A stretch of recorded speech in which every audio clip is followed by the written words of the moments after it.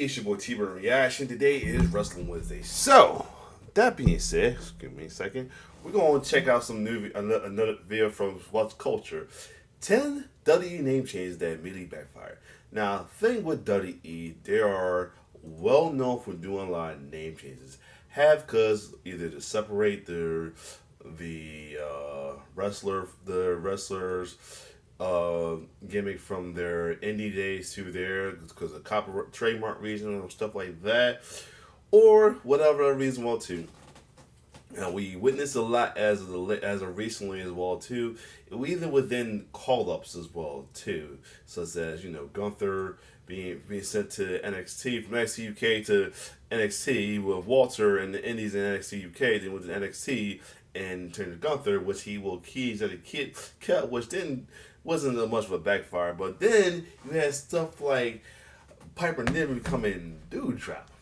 Thank God she's back as Piper Niven, but as well as other such as Kaylee Ray became Kaylee. I forgot her name is.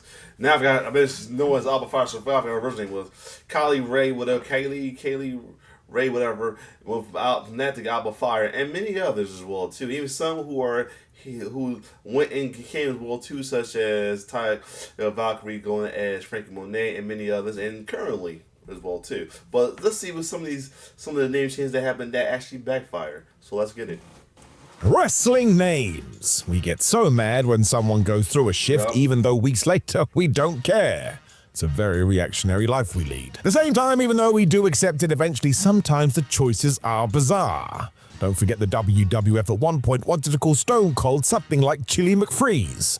So really, we've come a long way. But what stood out the most? Well, I am Simon Miller. Thank you for joining me. Hit the subscribe button, and let's find out. Number 10, the War Raiders become the Viking Experience. Oh, Lord, I remember that. That was horrible. That was just pure horrible. They was literally already in NXT, and you bring them up to change them like that. Yeah, that got a lot of flack. I mean, they ended up switching to Viking Raiders, right? And now they finally back to the War Raiders, thank God. So, yeah. Because I mean, I ain't gonna lie, I wasn't a little unsure about them being called the War Machine and the Indies, with them being Viking characters or stuff like that. Because you think War Machine, you think Iron Man's sidekick, but still. And that's not even close. It all came to the fact that we can't say war on TV, apparently. That's what Vince McMahon didn't like, and think of all the other things he muttered on television. It'll never make sense. 2 + 2 = potato. It was the 15th of April 2019, though, which checks out. WWE in 2019 was just a nightmare through and through, and when the War Raiders got their debut on Raw, they were now a theme park ride, the Viking Experience. Right. They had Viking names as well, which were Eric and Ivar, and they've told a great story about this.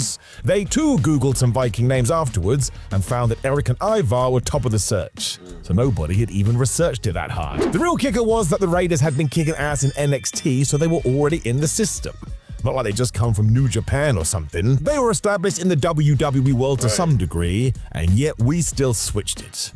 Didn't help their threatening edge either. I mean, having experience in your name is always going to sound like you're selling some sort of relaxing holiday. Of course, as soon as the old WWE was gone, new WWE sweeps them back to the War Raiders. And that's when you know. If the company that made the decision in the first place sneaks it back in, then yeah, it was a mistake. Fans didn't want the Viking Experience either. It felt a little bit patronizing. Number 9, Piper Niven is Doudrop. This one feels ridiculous. Yeah, that was ridiculous right there. They did her dirty. Feels like a fever dream because it happened when the once Piper Niven was hanging out with Eva Marie in 2021. My brain cannot compute that Eva Marie was with WWE then. The numbers do not add up. But hey, she did dub Piper Doudrop, and to this day, I don't know what that means. What is a Doudrop? Maybe an evolved Pokemon. It didn't do Niven any favors because of all the reasons we've already laid out before. It's a silly name, and therefore fans who weren't aware of your work will think you are silly. The relationship with Eva didn't really go anywhere either when teamed up with Nikki Ash for an out-of-nowhere tag team. That also didn't work, mostly due to how WWE treated women tag teams a few years ago. It just wasn't the right move. Once again, as soon as Triple H took control, she was back to Piper Niven, which once again sums it up. Doudrop was a mad decision, so let's stop doing it, especially because Niven had a... She's a heel, but still. career before WWE where she wrecked people. Let's get back to that. Whole presentation was thrown out the window as well, and look, this could have worked if there was a sense of irony to it, but no, it was just presented as straight as possible. Did not go down well. Thank goodness we just accepted that and went backwards. Number 8, Shawn Stasiak is meat. What a story this is. Shawn Stasiak was the son of Stan Stasiak, who was a former world champion and looked like a dude Vince McMahon would love. Right. As this was the Attitude Era though, more dumb stuff was preferred, so he was dubbed meat. This was April 1999, and yes, it was a Vince Russo decision. Oh, and the only reasoning is that Shawn was going to be portrayed as some sort of male sex slave or something. I still don't know. The innuendos got worse because he was with Terry Runnels, Jacqueline, and Ryan Shamrock, who were known as PMS. And that is equally as bad. The story was Meat couldn't win any matches either because he was too busy doing the sideward shuffle, and that was the level, folks. It would be like calling Dominic Mysterio Mr. Dildo or something. Don't do that. Hey, yo. I will laugh my ass if they did that, but still. Said about any of this, the better, because the obvious misogyny is looking at you right in the face. And again, Meat, not going to win a WrestleMania main event, is he? And when he returned from WCW for round 2, he got dubbed Planet Stasiak, a guy who would run into walls by accident. This was so bad. And a reminder that the Attitude Era at times was dog awful, and it wasn't good. Wasn't good at all. Number 7, Val Venus and the Big Val Boski. I was so young when Val Venus was. Yeah, I understand why they did that, because he called himself that as well too. Yeah, it was interesting. They when he went back to his Val Venus gimmick, you know, for a while he was Val Venus as part of the Right to Censor. We went back to that as Val Boski. I didn't think nothing of it because I guess he had to do something way to separate stuff from his little run with the Right to Censor, but it was interesting though. So I wasn't too mad about this one. Doing the rounds, I didn't get this at all. I assume that's the point. And how do we even talk about this then? I'm off to see the Big Val Boski. Any adult would know what you were trying to say. Goodbye wrestling. Kids shouldn't be saying that. Val Venus as well was stupid, and yes, as he was a porn star, the WWF had sat down and gone, well, what rhymes with penis? Good work, team. Right. Don't forget his finisher too, the money shot. I can't believe we did this. Yo. It's shit. It was 2002 where he did move from Val to Val Boski, and doesn't that just underline it all? WWE was desperate to recapture whatever they just had a few years earlier and went further and further in the wrong direction. Shock horror, it didn't catch on. Shortly after, he actually became Shawn Chief Morley as he joined Right to Censor, so again, throwing stuff at the wall, but at least we didn't have to hear him talk about his groin anymore, or hear that maybe I was wrong. I thought that Bill Belichick came after Right to Censor, but I was wrong. But I don't know, unless he's wrong. I could have sworn he did the Val Boski after Right to Censor. I could have sworn that. I could be wrong, but yeah, but I know, unless he did put the Chief Morley thing with Right to Censor, so I don't know, man. Simon, y'all comment down who got the timeline correct. I could be wrong, but Simon might know more than me. He has a video channel, so there's channel. The Big Val Boski is going to the top. But what does that even mean?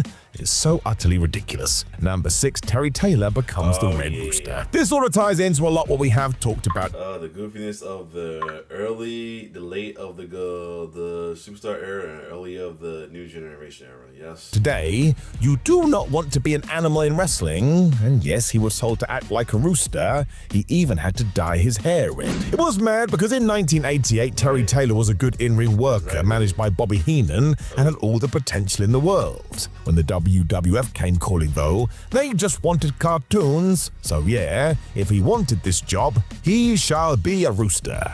As soon as he was a babyface, he was clucking and scratching his foot on the ground. The real bad shift, is the rumor at the time, was Terry was going to be Mr. Perfect until Kurt Hennig got that gimmick instead. Talk about an unfortunate miss. Fans were disappointed too because nobody wanted to see this. And do not forget, at this time, he was essentially competing with Hulk Hogan and the Ultimate Warrior in terms of characters. A rooster was never going to be able to work regardless, but compared to that, good grief. No kid was ever going to go, "Can I have the rooster t-shirt?" when he could wear the alternative.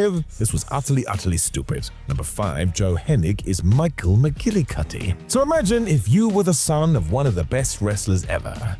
Certainly helps get your foot in the door, and the last name sold in the right way will be doing a world of good. There's pros and cons, of course, but still, it gets you out there, so you may as well embrace it. Nope, WWE took the heading name and changed it to McGillicuddy. Also, you're not Joe anymore, you're Mike. Let's just keep it simple, not a good change. WWE actually knew this too, so they were doing that thing where they fight the obvious, and in 2012, McGillicuddy cut this promo talking about the genesis of his new surname, as he mentioned having a moment over and over again. The flub was he talking about, and to be fair, he likely felt screwed too. This name was a curse. In May 2013, he was shifted to Curtis Axel, but that one was even worse. That was a wink and a nod to his dad and granddad, but if you're gonna do that, call him Mr. Perfect too or something. I'm bad, let's keep going.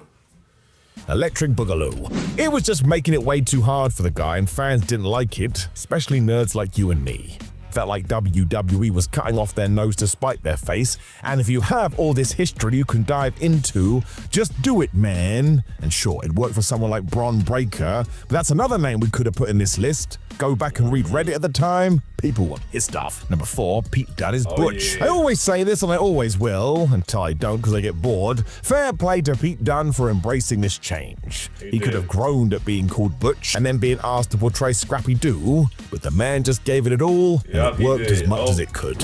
He gave it his all with his little Scrappy-Doo-like character, but yeah. Don't forget he was part of the Brawling Brutes too, which is also a stupid name, and Butch spent most of his time with Sheamus holding him back, because Dunn wanted to bite somebody's ankles or something. I don't know. All of this was March 2022, and the way that these three dressed made it look like they were the younger brothers of Sheamus. Do we even get a reason why they were friends apart from, well, they're kind of from the same part in the world? I don't think we did. It's another where as soon as we switched management, he was Pete Dunne again. Well, ever since then, well, he's not done much. He did have a baby, to be fair, but the new Catch Republic with Tyler Bate, that's a bad name too.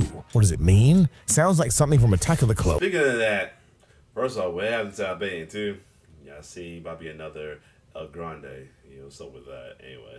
At least his name now suits his demeanor, however, because Pete Dunne is a bit of a badass. I mean, if you're called Butch, you really do have to shout, "Let me at him," at least once. He did not. Number 3, Steve Austin is the ringmaster. So before Chili McFreeze or whatever the flub, and before Stone Cold Steve Austin, he was just Steve Austin. The man had proven to the world that he was one hell of a hand, though, when Vince McMahon signed him based on his wrestling alone. He did ignore the rest of the package, which was strange. As Steve had just shown in ECW, he had the whole caboodle. The WWF didn't care, apparently, as he became the ringmaster. I mean, what a name. He even had Ted DiBiase as his manager for reasons, but again, hardcore fans were stunned because Austin could talk. He didn't need a mouthpiece, and from there he became the master of the ring, obviously. It's only fair to say Steve was great at this because the story was true. He was awesome in the ring, but the ceiling was super obvious. McMahon may as well have called him Generic Wrestler B. He just wasn't allowed to do anything. Eventually Ted was gone and the whole thing had run its course. As McMahon was caught up with other stars such as Shawn Michaels and Bret Hart,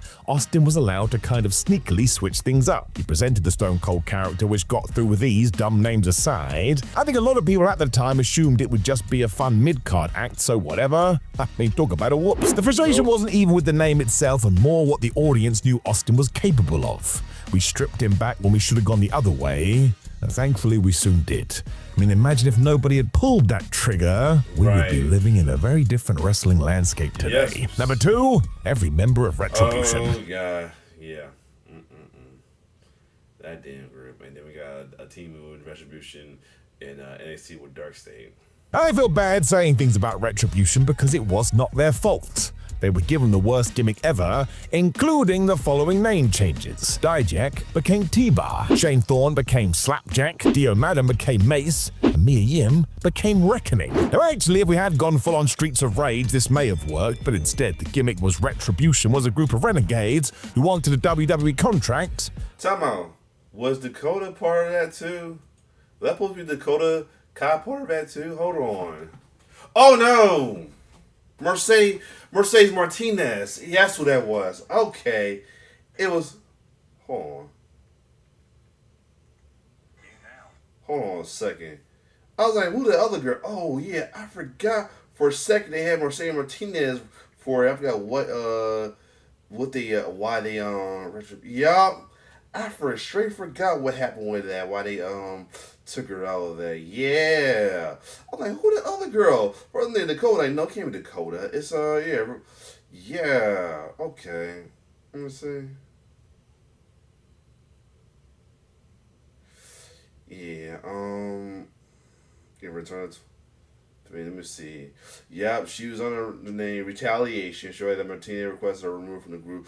Oh, okay. She requested removal. Yeah, because she knew that was bullshit. That's why she knew the group was bullshit. That's why. Anyway. The following name changes. Dijak became T-Bar, Shane Thorne became Slapjack, Dio Madden became Mace, and Mia Yim became Reckoning. Now actually, if we had gone full on Streets of Rage, this may have worked, but instead the gimmick was Retribution was a group of renegades who wanted a WWE contract. Well, they were working for WWE. I mean, they had no chance. WWE also gave them dumb masks, which was even worse, and Mustafa Ali joining was a good choice, but it was too little too late. We didn't really jump on that either and let it peter out, and none of it made sense, and before long it was out the window. All these poor human beings were left to pick up the pieces. I mean, Slapjack, man. I will never get over it. We always do have to point out that this was during the pandemic where WWE just tried anything and everything. That didn't mean throwing bizarre things at the wall. If nothing else, you had more time to figure stuff out, as you didn't really have to worry about the audience.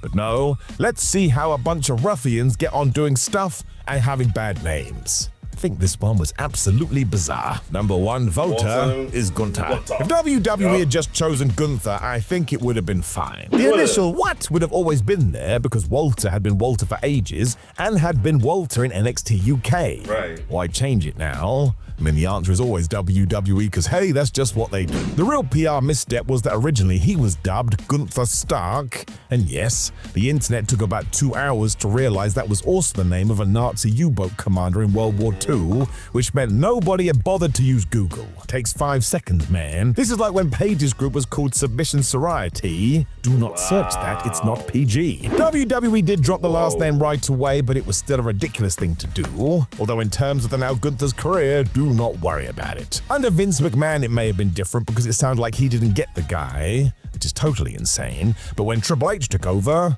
boom.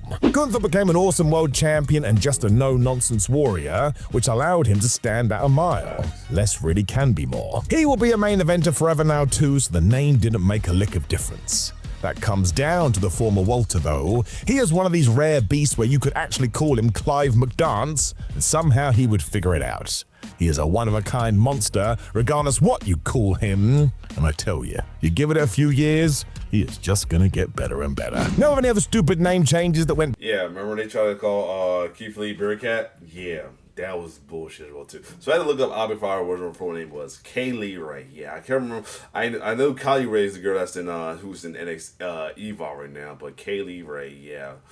Backfired, that was an interesting change as well, too. What else? Yeah, the Frank Monet one. That, I mean, I get it, but who else they had that was like well known one where and came a different name elsewhere? Oh yeah, what's his name? Sammy Callahan. I forgot what was his name. Simon or something like that. I forgot. No, I put Sammy Callahan. What was his name? They had him in NXT. If we had a little run at small run at NXT, I forgot who he was feuding with. Big, yeah, Solomon Crow. I forgot who was it. Was it what's the name? Baron Corbin or I forgot it was Baron Corbin or what's the boy name? Bull Dempsey. I forgot who he was feuding with. Yeah, he came in this feud with him. Not Xavier Wood. Wasn't oh my god, who was it he had a feud with? Yep, Bull Dempsey and CJ Parker and CJ Parker, aka Juice Robinson and Bull Dempsey, Yeah, whatever happened to Bull Dempsey, that was actually interesting little generic character on the cool. He's a heel though. His interest was a little interesting though. But yeah, it was a good amount. Others who had their name changed, and then which I think is some of the current change. Like what's the name? JC Mateo, Jeff Cobb and JC Mateo. You got Hikale become Tolatanga, Mariah Ray being Blake Monroe, Ricky Stark being Ricky Stain. We think about some of them as well too. Other than that, if you like my reaction to this, like, share, subscribe to my YouTube channel. It's your boy T-Bird signing off. One love.